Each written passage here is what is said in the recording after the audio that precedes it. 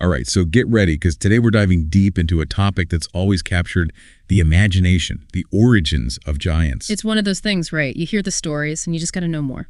Exactly. And our source this time is an interview with Dr. Armando Elducin. Oh, he's great. He brings together this fascinating mix of biblical knowledge and genetic insights. Right. He doesn't just rehash the old tales. He tries to unpack their deeper meaning. Yeah. And that's what makes this deep dive so interesting. Are giants just figures of myth, or could there be something more? A hidden truth, right. Something that might challenge our understanding of history, even our place in the cosmos. Big questions. But Dr. Elducin starts by taking us all the way back to the beginning. Genesis. Yeah, Genesis 3.15. Oh, where God speaks about the enmity between the serpent's seed and the woman's seed. Okay, so remind us, why is this verse so crucial when we're talking about giants? Well, Dr. Elducin sees it as a hint, like a hidden message about this genetic conflict introduced by Satan. So it's almost like he's suggesting this verse, written centuries before we knew about DNA, is already talking about a battle for our genetic integrity. Exactly. And it leads him to a fascinating point about the Messiah. About Jesus. Yes, about why the virgin birth was so essential. Oh, well, I'm curious to hear this. He argues the virgin birth wasn't just a miracle, but a necessary step to make sure Jesus inherited pure divinity. Bypassing that corrupted human genetics, you mean? Exactly. He was born free from the taint of that original sin. That adds a whole new dimension to the Christmas story. Wow, it's like Jesus was born to combat this ancient evil, this thing that had infiltrated humanity's very core. It really reframes the whole narrative of salvation. Yeah, And this idea of genetic corruption becomes even more central when we get to Genesis 6 and the story of the Nephilim. The Nephilim, those sons of God who mated with human women and produced giants. Right. It's a story that's fascinated people for ages. Totally. And Dr. Elducin jumps right into the heart of the mystery. Yeah, he's clear that when the Bible talks about sons of God, it's not talking about powerful humans, no. It's talking about actual angels. Fallen angels. Wow, that changes things. Right. And he goes on to debunk that theory, that the Nephilim were just the offspring of two human lineages, like Seth's line and Cain's line. Right. He says, genetically speaking, that wouldn't make sense. It wouldn't produce these extraordinary beings the Bible describes. So it had to be something more. Otherworldly. But what was their purpose? Why would these fallen angels want to mix with humans in the first place? That's where things get really interesting. Dr. Elducin suggests they were trying to corrupt human genetics at the most fundamental level. It's like a cosmic contamination. Right. Introducing something foreign and powerful into our very DNA. That's a pretty disturbing thought. Is there any other evidence to support this? I mean, outside of Genesis, does any other part of the Bible talk about this? Yes. Actually, Dr. Elducin points us to the book of Jude. Okay. Yeah, verses 6 and 7. Jude mentions these angels who abandoned heaven and committed fornication. Pursuing strange flesh. Yeah. That's what this says, right? Yeah, and Dr. Elducin draws a parallel to Sodom and Gomorrah. Oh. Suggesting these angels were engaging in forbidden acts, breaking the boundaries between the divine and the human. So he's connecting the actions of these angels with a specific transgression. A transgression that brings heavy judgment, both in the Old Testament and in Jude's account. You're right. That judgment really underscores how severe this violation was. It's not just breaking a rule, it's disrupting the natural order. Corrupting something sacred. Exactly. So we have Genesis and Jude both pointing to this idea of fallen angels and their giant offspring. But what about the flood? I thought the flood wiped them all out. Wasn't that the whole point? To cleanse the earth? That's what many people think, but Dr. Elducin has a fascinating challenge to that idea. He brings up evidence of giants after the flood. Wait, hold on. Giants after the flood? It's like that saying, right? What's saying? Like a weed that's hard to kill, it keeps coming back.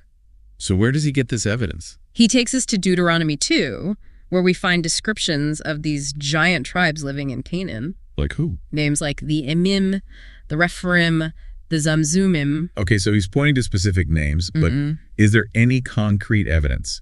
Anything that proves these tribes were actually giants? He uses a really striking example. Og, the king of Bashan. Okay, I've heard of Og. The Bible gives us a very specific detail about him. The size of his bed. His bed. How does that prove he was a giant? Well, the measurements are pretty incredible. The Bible describes his bed as 9 cubits long and 4 cubits wide. Okay, I'm not good with cubits. Put that in normal terms. Think about it. That's about 15 feet long and almost 7 feet wide. Wow, that's a huge bed. It's hard to imagine a regular person needing a bed that big. It's a good point. So giants after the flood, but is there any connection to the pre-flood world? Anything linking these post-flood giants to the Nephilim, to the fallen angels? There is. Dr. Aldusin emphasizes the location of Bashan, where Og ruled, and Mount Hermon, which is nearby.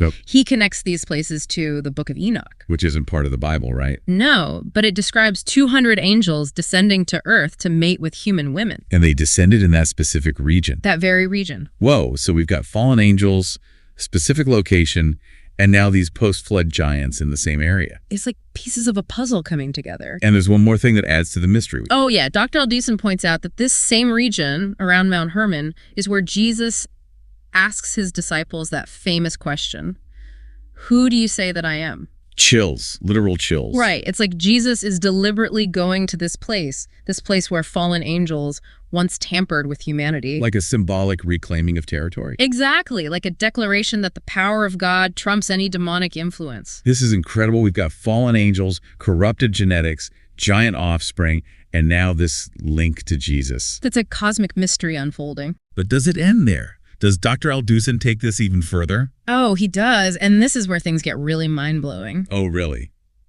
Lay it on me. He connects this whole idea of giants and corrupted genetics to some of the most mysterious structures on Earth. Wait, is he saying giants built the pyramids? Okay, now I'm really intrigued. It's a bold theory. He talks about places like the pyramids of Giza, Chichen Itza, Machu Picchu, even Stonehenge. I mean, I've always been fascinated by the pyramids. They're just massive. The scale of them, the precision, it's incredible. It makes you wonder how they did it. And that's exactly what Dr. Aldusin dives into. The details, the precision, the astronomical alignments, the sheer weight of those materials. He's saying it defies conventional explanations. Yeah, basically. So if humans didn't build them, who did? Aliens. He uses the term extraterrestrials, but he clarifies that he's not talking about little green men. Okay, so not aliens in the traditional sense, then who? He's suggesting fallen angelic beings, powerful entities, he calls them principalities. And he thinks they helped build these structures. He believes they had advanced knowledge, abilities they shared with humans, enabling them to create these monuments. So these fallen angels, the same ones messing with human genetics, they might have shaped ancient civilizations. It's a radical perspective, no doubt, and he even suggests it challenges our whole understanding of evolution. How so? Well, if these beings were involved, it means humans once had knowledge and skills that were far beyond anything we can explain today. Like we've lost something along the way. Maybe some ancient wisdom or technology lost to time. Fascinating.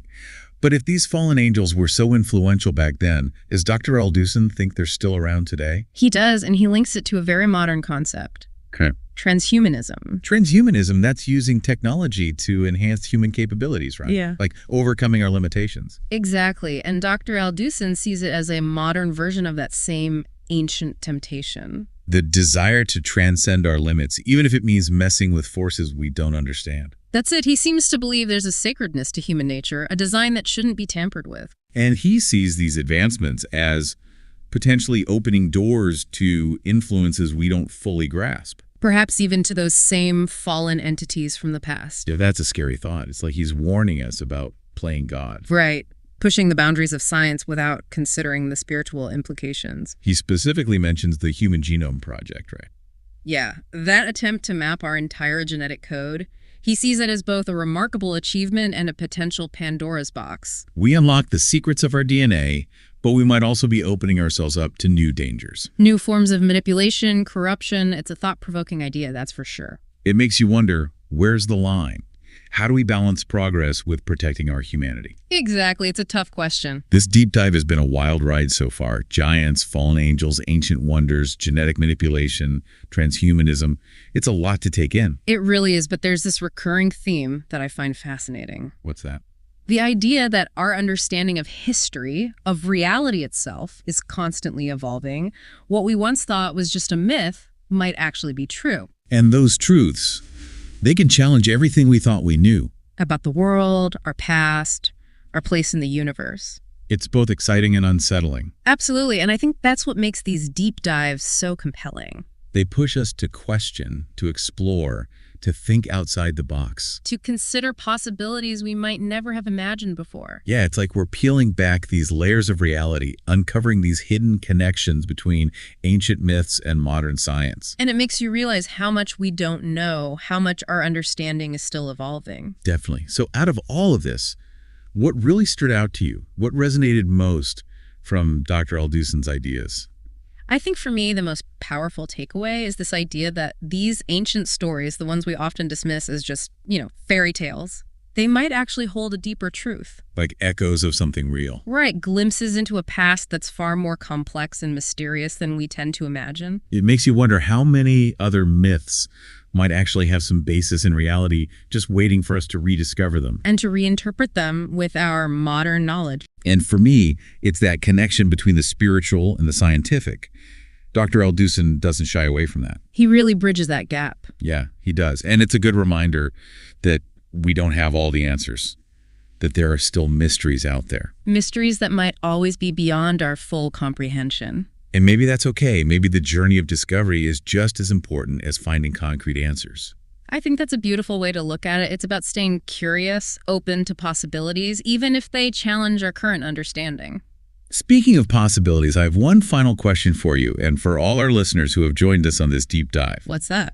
Could the stories of giants, these stories that have captivated us for so long, be more than just myth? It's a big question. Could they hold a deeper truth about the forces at work in our world, about this ongoing battle for our very essence, for our genetic integrity? I think that's a question each of us has to wrestle with. There's no easy answer, no proof that will satisfy everyone. But the exploration itself, the questioning, the considering of different perspectives, that's what expands our understanding. Absolutely. It can lead us to a deeper appreciation of the mystery and the wonder that surrounds us. Well said. So to our listeners, if you're intrigued, if you want to go deeper into this rabbit hole, Dr. Aldusin's book is a great place to start. It's a fascinating read, packed with insights that will definitely challenge your thinking. And until next time, keep exploring, keep questioning, keep those minds open to the infinite possibilities out there. There's always more to discover.